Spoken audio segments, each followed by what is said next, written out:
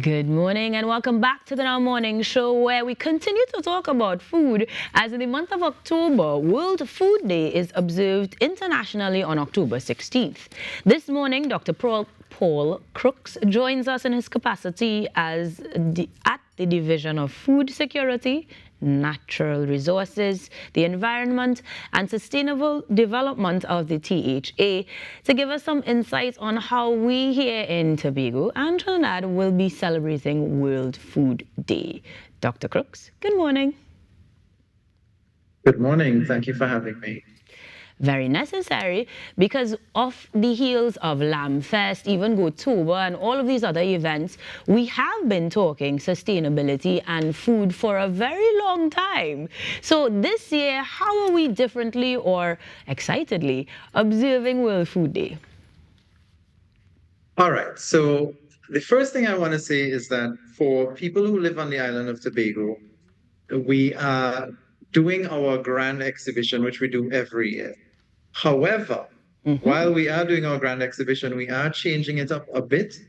For example, this year we are working very closely with the Division of Community Development here in Tobago to have some displays of more traditional Tobago food being cooked on site and traditional Tobago food being sold through the Division of Community Development's team of students who would have done some classes, as well as traditional handicraft using agricultural products, coconut husks, and that sort of thing to make hats and clothing and jewelry. So we have these sort of experiential displays that are part of this year's World Food Day.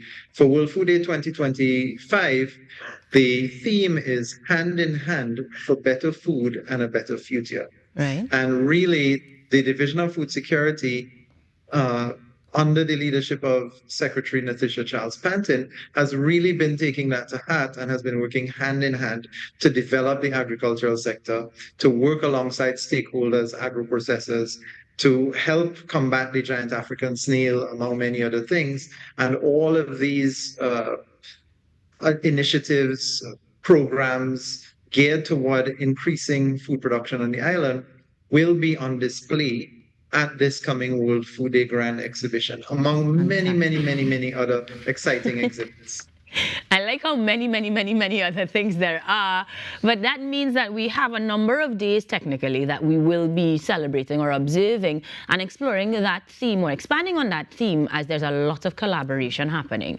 I want to get through the calendar of events before we go into the specifics of the theme a bit, because you already told us that the grand exhibition will be happening where we have those exhibitors, both in terms of the ones that we can eat and the others where we can experience. But we also have a few other partners that are putting on other shows on other dates. So let's go through the calendar, shall we? Sure, absolutely. So we've already finished or concluded some events. So, for example, on the 12th of September, up in Luido, which is country in Tobago, we had a display at the Luido nurseries. We had giveaways, we had interaction with members of the public. That was very well attended. It was extremely popular. And then we just had the Lamb Fest, which was my event, and that was on Sunday, just Sunday gone. Right. Also remarkably well attended, very good reviews from attendees, from caterers, from patrons. So those are all part of our World Food Day calendar of events meant to build excitement around food security, food production on the island. Of course, next week, Wednesday and Thursday, from 10 a.m. to 6 p.m., we have the grand exhibition at the Shore Park Food Hub. Right. Next Wednesday and Thursday, the 15th and 16th. 2 weeks after that, we have the horticulture show, the 29th and 30th of October this year. Right. And the horticulture show, what that in particular is in aid of, because we have the giant African snail, unfortunately, very commonly found across the island, what we want to ensure is that the plants that are sold to attendees or patrons at these events must be safe. We must ensure that there are no giant African snails on those plants. So basically, for that horticulture show, we do plan to have decorative plants, seedlings, basically any type of plant you could imagine that's available in Trinidad and Tobago will be there. And we are going to spray, treat these plants so that the plants, when the consumer takes them home, the consumer knows or the patron knows that this is a safe plant, free of giant African snail, free of pests and parasites, safe to bring home, and you're not going to introduce anything to your environment. And finally, we have I want to say 3 additional events, but 2 additional events, one leading into another. Right. So we have the Castara Fish Facility Open Day, and we really want to showcase fish this year. It's our first time doing this one. So we have the Fisher Folk Association in Castara, who will be working alongside our marine team here in the Division of Food Security. And they'll be doing a display, they'll be doing a one-pot fish broth, and everybody will be getting fish broth on the day. They'll be teaching people how to tie marine knots, ropes. They'll be showing traditional methods of catching fish, like using the seine, blowing the conch shell. All of these sort of traditional methods will be on display, and we think it'll be very exciting. Certainly a really good learning experience, especially for our kids, especially for people who are not so aware of the traditions and history here. And or then people who just want to blow the conch shell like me. Absolutely. It's going to be fun. If nothing else, it'll be fun. Absolutely. And then at the end of November, we have our Agri-Tech Innovation Summit from the 25th to the 27th that leads right into the open day at Hope Farm, where we're displaying our local livestock, where we have available the different breeds of goats, rabbits, and so on Hope Farm, different pigs, lots of activities throughout the day, fun events. We have sale of animal products. It'll be a fantastic event. So altogether, the idea of World Food Day is to showcase the breadth of activities under the Division of Food Security and to promote agriculture, promote entrepreneurship, promote food production on the island, hopefully get the youth involved as well. Well, it sounds like you have fantastic ways to do exactly that. And I quite like that you are seeing the continuation, really and truly, the connection, if you will, of endeavors that have been established or embarked upon earlier, as well as those well beyond the actual day of observance. It speaks to the actual commitment to make sure that those themes are actually fleshed out. But Dr. Crooks, how are they going to be measured? Sustainability and security is something that will be ongoing in terms of the achievement. So are there particular benchmarks you're looking at hitting by certain times, perhaps, that we could check in with you regularly on? Okay, so yes, I'm going to say yes.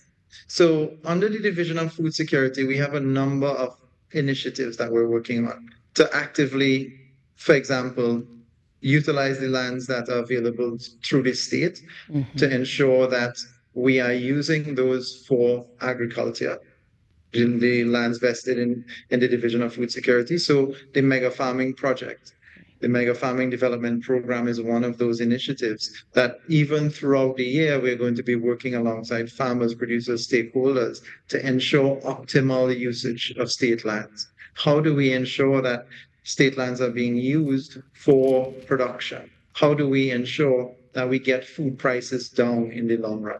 We also have another program called the Small Ruminant Development Program, where we hope to increase the population of small ruminants, that's sheep and goats, on the government stock stations to allow us to supply the farmers and producers on the island with very high quality breeding stock, very healthy breeding stock, so that we can see that the population of small ruminants on the island would increase, especially with something like the Lamb Fest. We're seeing increasing demand for mutton on the island of Tobago, which again has not been the case traditionally. So we are following up with restaurateurs, with suppliers, groceries, to Supermarkets Association and so on, to see how the sale of lamb is trending after the Lamb Fest. For example, we introduced the Lamb Fest 3 years ago. and lamb meat, the mutton on the whole, the demand has increased on the island substantially. So we're seeing much more consistent sales, and we're seeing that farmers are selling more of their animals here in Tobago than sending them elsewhere. So we know that that, for example, the Lamfest is having an effect. Even within our World Food Day Grand exhibitions, all of our series of events, we have been doing questionnaires, collecting data, following up to see how things are progressing, to see if we see that increased interest and drive, to see if we're getting increased production numbers. So yes, you can follow up with me in the months and years to come, and you hopefully will hear that things would have changed significantly. It sounds like a strong yes already, Dr. Crooks, and we will happily continuously check in as it not only creates the results that you want, but gives us things that we can work on across Trinidad and Tobago, perhaps the region and beyond. It's really good stuff, and I'm really happy to hear that it's working really well and that there's more to eat. Thank you very much for making sure we're aware of that. Now, granted that we've gone through the calendar and we still have to actually experience the observance, any other items we can check in with the division for as we continue to help hand in hand? Yeah, okay. So I think this is also a good opportunity, in addition to that, to say that the Grand Exhibition has many, many, many various attractions as next week's display. Right. In that Grand Exhibition, for example, you can find out what the Division of Food Security is doing to encourage beekeeping, apiary work. How are we using honey? How are we extracting honey from bees? We can teach people there right on site about that. How we can teach people about lionfish and how to handle them properly. So the idea of the Grand Exhibition, we're showcasing wildlife, we're showcasing livestock, various breeds of livestock. The idea is to get the interest in the young people, get the interest in the everyman, so that they know food security, food production is something they have to do. Home gardening, we have a home gardening team that will be present at the World Food Day display and showcasing ways that you can set up small home gardens that would feed your family, if nothing else.